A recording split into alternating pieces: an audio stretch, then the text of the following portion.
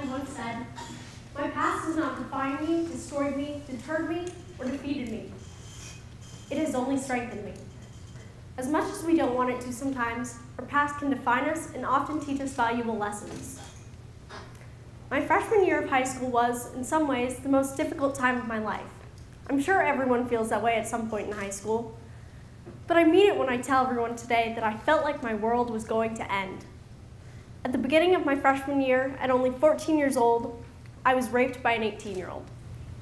It got even worse when, while released on bail, my rapist attacked another 14-year-old girl. Throughout the following court proceedings, I had several other young girls tell me that they had also been raped by the same man. That year, I was diagnosed with depression, PTSD, and general and social anxiety. My sophomore year of high school was very difficult. I failed 2 classes and suffered through bullying from both my peers and even teachers at my high school. It got to such a point that I spent time at the hospital on suicide watch and tried medication after medication to deal with my depression.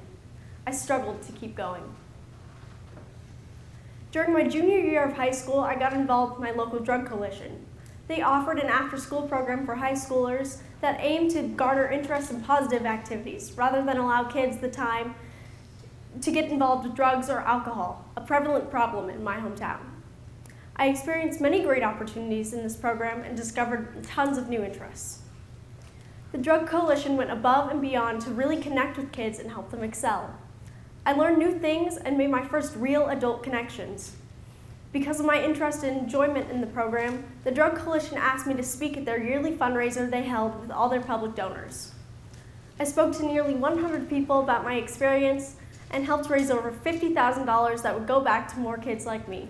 During my senior year, I used crowdfunding and worked with my local domestic abuse shelter, my teachers, and my family to raise nearly $1,000. I used my own poems and work from anonymous supporters to create a 60-page book and self-published a poetry anthology titled The Road to Recovery. The project took months to complete, some of it down while I was in the hospital with pneumonia. Being able to see a tangible product of my work helped me realize what I'm capable of. Just last April, I was asked to be the keynote speaker at a fundraiser for my hometown domestic abuse shelter.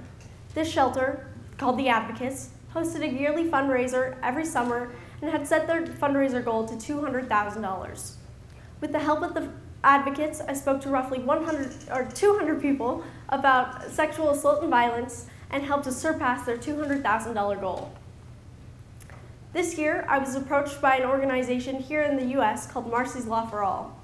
This organization aims to implement or strengthen victims' rights across the states. With lots of help and with several other people, I wrote and spoke to members of the House and Senate here in Idaho. While the bill did pass in the Senate, it did not pass in the House, but we were successful in implementing Victims' Rights Awareness Week in the state of Idaho. Thanks to Marcy's Law, I found an interest in activism and lobbying that I never knew I had. Now let's go back. It wasn't until the summer before my sophomore year that my rapist was sentenced to 3 years in prison and 7 years indeterminate. This was a short-lived victory when only a few months later my rapist appealed his sentence. More months went by before the judge in the case decided to uphold his original sentence.